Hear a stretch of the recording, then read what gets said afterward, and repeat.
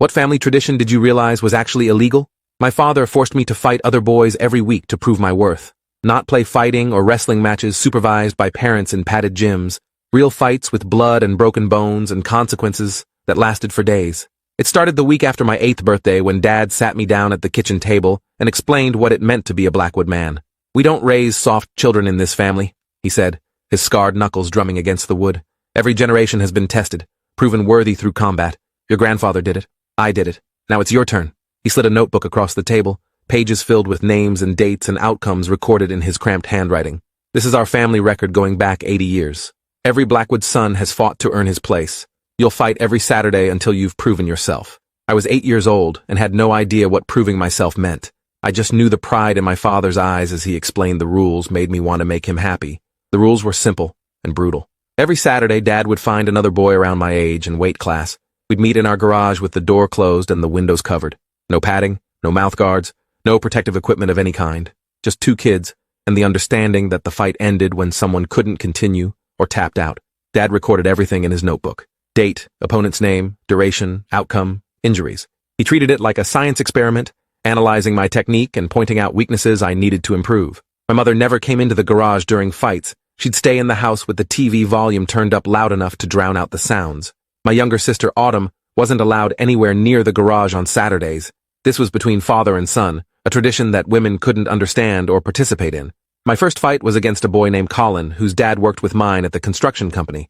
Colin was bigger than me by at least 20 pounds, and I learned later that Dad had specifically chosen him to teach me that size didn't guarantee victory if you fought smart and mean.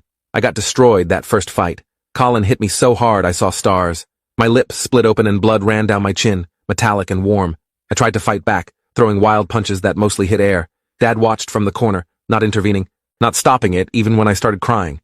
The fight lasted maybe 3 minutes before I collapsed, too hurt and exhausted to continue. Colin's dad pulled him back, and my father wrote the outcome in his notebook. Loss by exhaustion. Afterward, Dad cleaned my wounds in the garage sink and explained where I'd gone wrong. "You telegraphed every punch. You fought angry instead of smart. You gave up instead of pushing through pain. Next week will be better." I nodded, because what else could I do? This was my family's way. This was how Blackwood men were made. My mother waited until Dad left before coming to check on me, her face pale and her hands shaking as she dabbed antibiotic ointment on my split lip.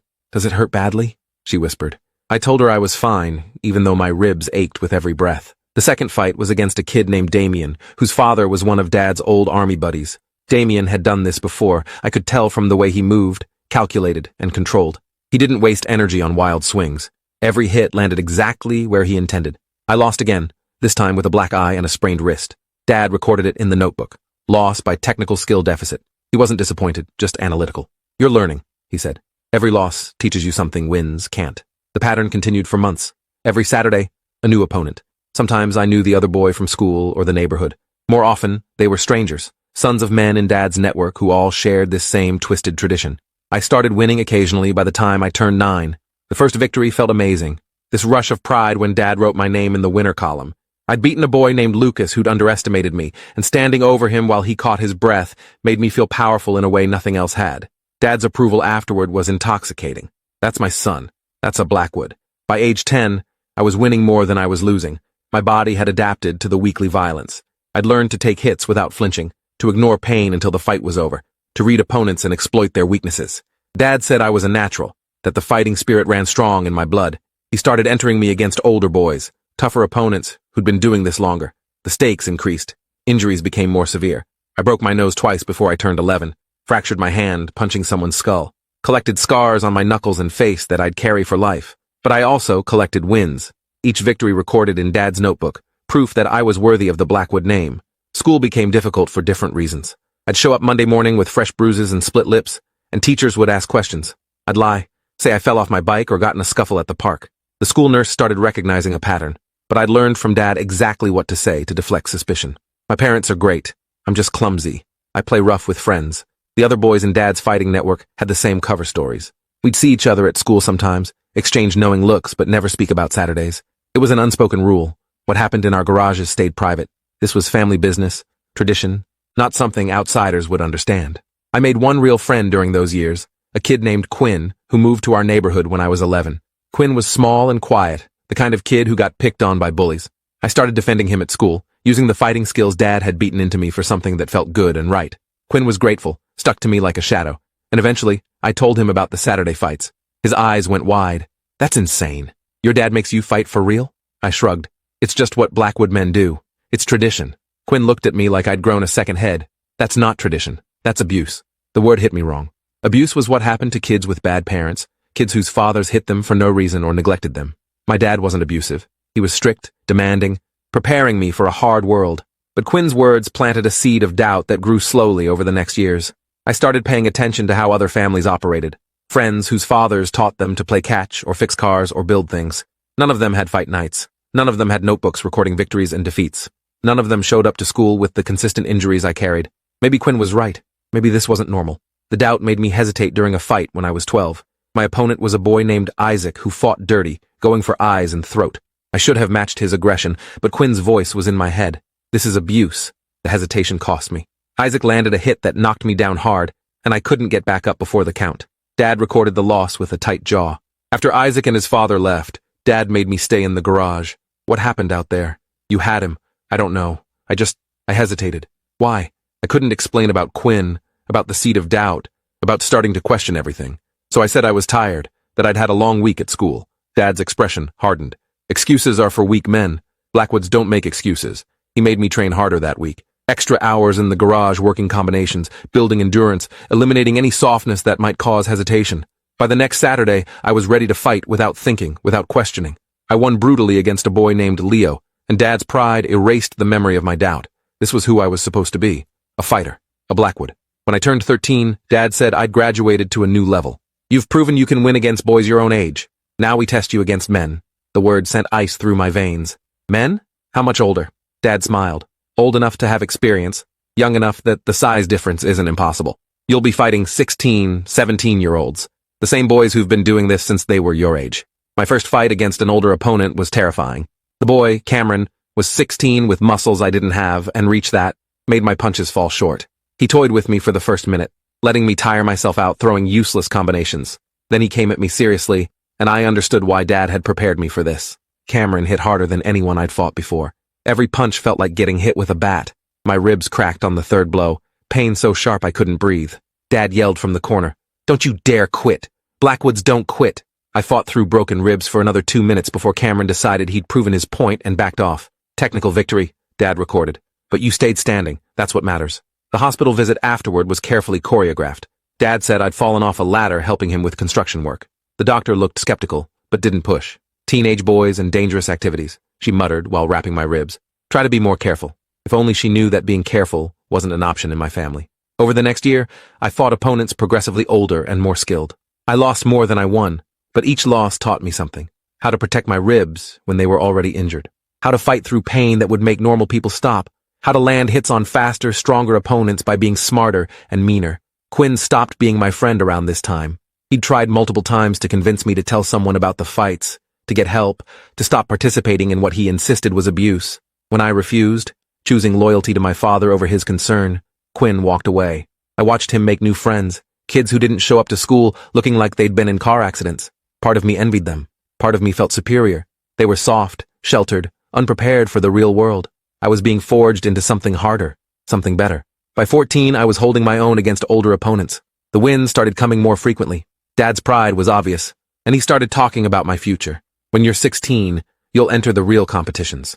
Underground fights where money and reputation are on the line. The best fighters from families like ours, all testing themselves against each other. This is what everything has been preparing you for. The idea excited and terrified me in equal measure. Real competitions meant higher stakes, better opponents, a chance to prove I wasn't just good for my age, but actually elite. It also meant more danger, more risk of serious injury or worse. The tradition apparently extended beyond just our immediate family. Dad had 3 brothers, and they'd all raised their sons the same way.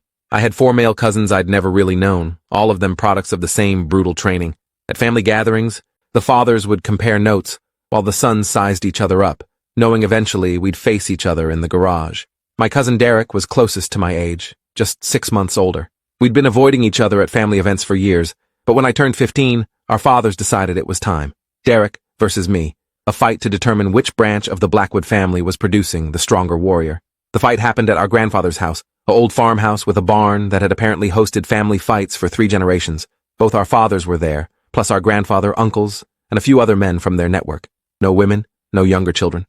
This was a sacred tradition, they said. The atmosphere felt different from garage fights. This was formal, ritualistic. Grandfather said a few words about family legacy and Blackwood's strength before Derek and I faced each other in the center of the barn. Derek was good, better than most opponents I'd faced. He'd been trained by his father with the same intensity, developed the same pain tolerance, learned the same dirty techniques. We circled each other for a full minute before engaging, both of us trying to read the other's style. When we finally clashed, it was brutal and technical simultaneously. Every combination I threw, Derek had a counter for.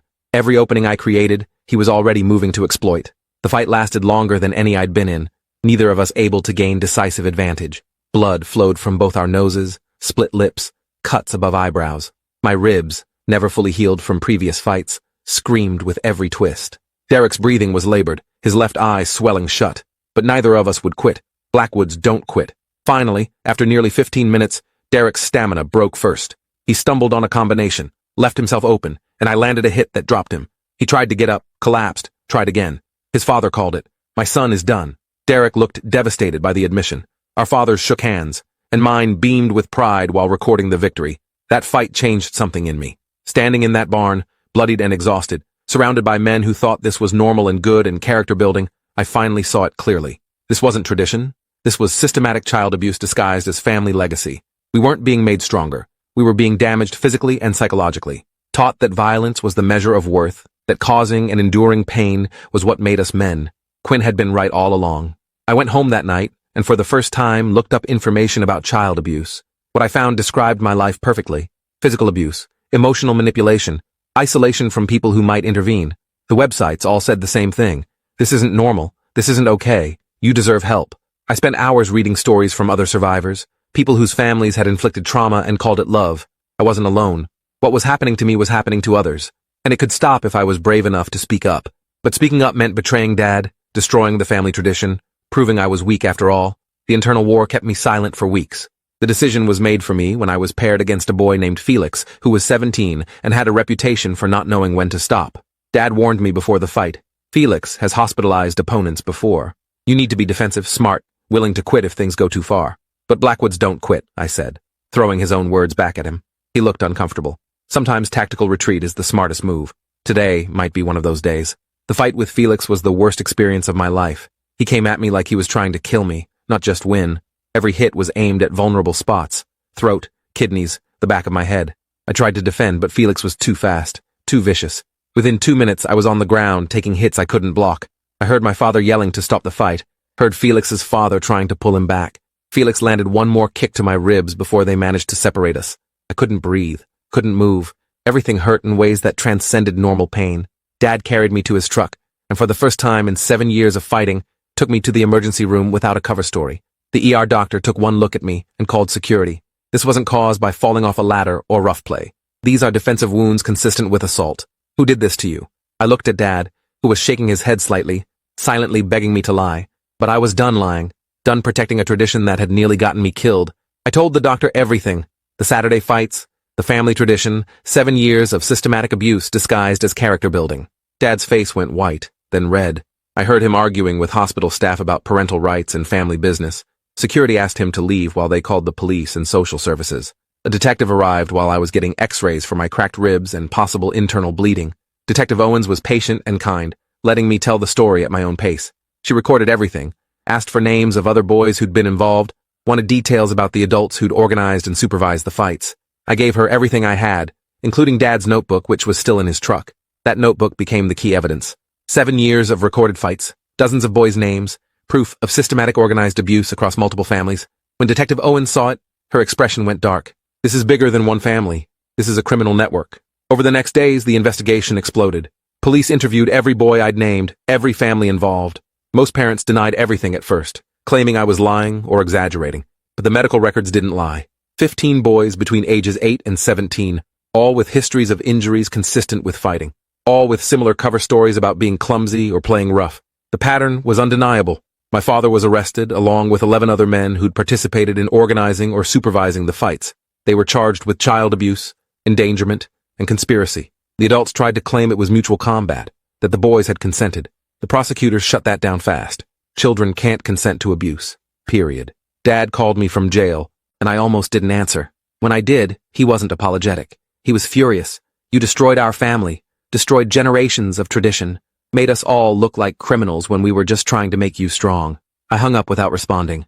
There was nothing to say to someone who still believed beating children was an acceptable parenting strategy. Mom filed for divorce immediately, claiming she'd never approved of the fighting, that Dad had done it behind her back. That was partially true. She'd never actively participated, but she'd known and done nothing to stop it. That made her complicit. CPS got involved, evaluating whether Autumn and I could safely stay with Mom. The investigator asked tough questions about Mom's role, about what she knew and when.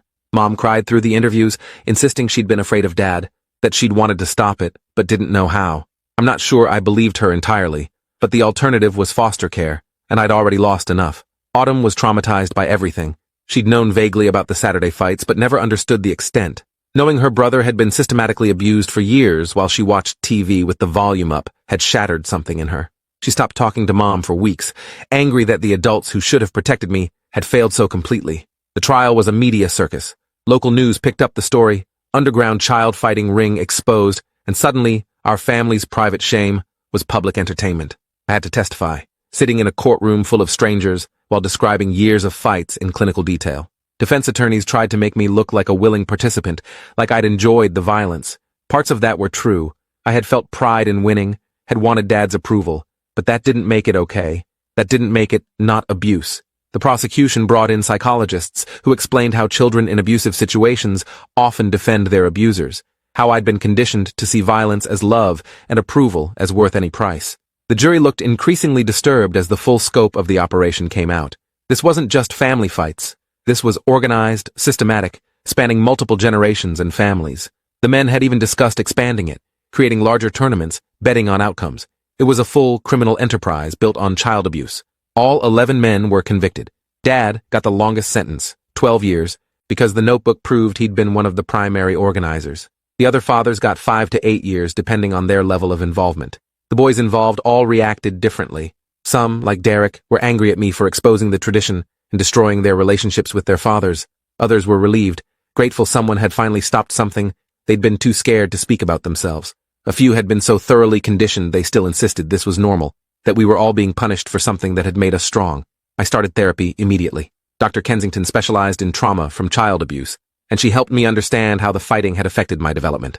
I'd learned to solve problems with violence, to measure my worth by my ability to hurt others, to disconnect from my body during pain. These patterns didn't disappear just because the abuse stopped. They required years of work to unlearn. Physical therapy helped with the accumulated damage. My ribs had been fractured multiple times and healed poorly. My hands had arthritis from repeated breaks. I had chronic pain in my back and shoulders from the years of impacts. I was 15 years old with the body of someone much older who'd been through wars. School was different after everything came out. Everyone knew who I was, the kid from the fighting ring family. Some people treated me like a victim to be pitied. Others thought I was dangerous, violent, someone to avoid. A few kids approached me wanting to hear war stories, treating the abuse like it was something cool and exciting. I hated all of it. I just wanted to be normal, but normal wasn't possible anymore. Quinn reached out after the trial, apologizing for walking away when I'd needed him. I told him he'd been right to protect himself, that I hadn't been ready to hear the truth back then. We rebuilt our friendship slowly, carefully. Quinn never asked about the fights unless I brought it up first. He'd just invite me to play video games or watch movies, normal teenage stuff that helped me remember there was life beyond violence. I graduated high school at 17, 2 years after the trial. Autumn was doing better by then, back to talking to Mom, processing her own trauma around failing to protect me. Mom and I had a complicated relationship. I didn't fully forgive her for her inaction, but I understood she'd been a victim in some ways too, trapped by her own fear and learned helplessness. She'd started therapy and was working through her guilt. I got accepted to a state university for social work. I wanted to help other kids trapped in abusive situations, wanted to be the person who intervened before years of damage became permanent. My experiences gave me perspective most social workers don't have. I could spot the signs of systematic abuse, recognize the defense mechanisms kids use to protect their abusers. During my first internship, I worked with a boy named Isaac whose father was beating him regularly, but calling it discipline. Isaac defended his father fiercely, insisting he deserved the beatings, that his father was just trying to make him better. I saw myself in Isaac so clearly it hurt. I shared parts of my story with him, not all the details, but enough. I told him about thinking my father's abuse was love, about defending the tradition that was destroying me, about how much better life got once I stopped making excuses for violence. Isaac cried when I finished. I thought I was the only one. I thought I was crazy for thinking something was wrong. You're not crazy, and you're not alone. We got Isaac removed from his father's custody and into therapy. Watching him start to heal reminded me why I'd chosen this path. I'm 23 now. Dad gets out of prison next year, and I don't plan to see him. He's sent letters that I haven't opened. Mom says he's remorseful, that prison changed him, that he understands now that what he did was wrong. Maybe that's true. But remorse doesn't undo 7 years of systematic abuse. It doesn't give me back the childhood I lost or fix the chronic pain I'll carry forever. Derek reached out last year, the cousin I'd fought in grandfather's barn. He'd been in therapy too, working through his own trauma. We met for coffee and talked about the tradition, about how our fathers had damaged us. Derek admitted he'd hated me for years after the trial, blamed me for destroying the family. But therapy helped him see that I'd saved us, that we'd been on a path towards serious injury or death. We're not close, but we're not enemies anymore. Just two survivors trying to make sense of shared trauma. I still have nightmares about the fights sometimes. Wake up with my heart racing, hands clenched into fists, ready to defend against an attack that isn't coming. Dr. Kensington says PTSD from prolonged childhood trauma can take decades to fully process. I'm working on it. The question that started this was, what family tradition did I realize was actually illegal? For me, it was forced fighting. Weekly violence disguised as character building, systematic abuse wrapped in talk about legacy and strength. But I've learned through my work that lots of families have traditions that cross legal and ethical lines. Parents who force extreme dieting on children and call it health consciousness. Families who practice corporal punishment severe enough to qualify as abuse, but defend it as discipline. Religious communities that isolate children and call it protection. The common thread is always the same. Adults with power using tradition as justification for harmful behavior, and children who don't know any different, accepting the harm as normal until someone outside the system points out the truth. If you're reading this and something about your family's traditions makes you uncomfortable, if you're being hurt physically or emotionally but told it's for your own good, if you're isolated and told it's protection, trust your instincts. That discomfort is your mind recognizing that something is wrong. You deserve safety and respect and kindness, regardless of what your family's tradition demands. And speaking up, though terrifying, might be the thing that saves not just you, but others trapped in the same cycle. I spent 7 years being systematically abused and thinking it was love. I've spent the last 8 years healing and helping others heal. The tradition ended with me, and every day I'm grateful I found the courage to break the cycle, even though it cost me everything I thought I knew about my family and myself. That's my answer. That's my story. And if it helps even one person recognize their own situation and reach out for help, then maybe all that pain served some purpose after all. Thanks for hanging out till the end. If you want more stories, make sure to subscribe and leave your take below.